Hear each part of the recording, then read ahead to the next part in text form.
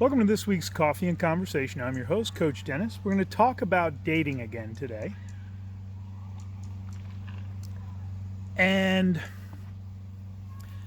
you need to be a little creative, guys. I know with the pandemic it's a little challenging, depending on where you live, but that'll pass. To me, dinner and movies is not a date. You're not talking much during dinner and you can't talk during the movies. You're just sitting next to each other. Sorry, that doesn't count. That doesn't mean you can't go out to the movies and dinner, but that should never count as a date night in my world. It's really not the kind of connection you want. So what are some ideas? So you've got your standard go out to dinner and go do something, whatever that may be. One of the things I like to do to add a little variety and make it fun is let fate decide. Take 10 or 15 activities or restaurants and put them in a bag and have your wife pull them out, and that's where you go for lunch or dinner. Or that determines what activity you're going to do. Now, you get to control what gets put in there. If it's activities, I always recommend you put in Nude Twister. It's a personal favorite of mine. Also kind of keeps everything on edge.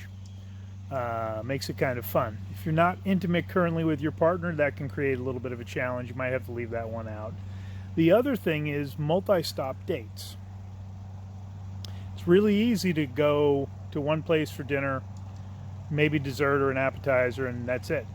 But what about going to a place that has maybe your favorite appetizer and then going out to a place for a specific dinner? Or going to a wonderful place for dinner and then making plans to go somewhere else for possibly an amazing dessert with coffee at the end of the night. Not always letting her know where you're going is another great thing to do on a date. Again, I mentioned this in the last video. Let's look at activities too. What are some fun things you both like to do? And so these are things to keep in mind. And again, it is 100% your responsibility to plan the date. It's 100% of your responsibility to arrange everything about it.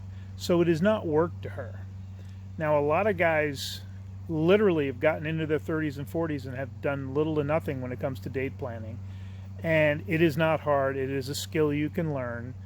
And it is a skill you need to learn because you need to date your significant other or wife regardless of how long you've been together.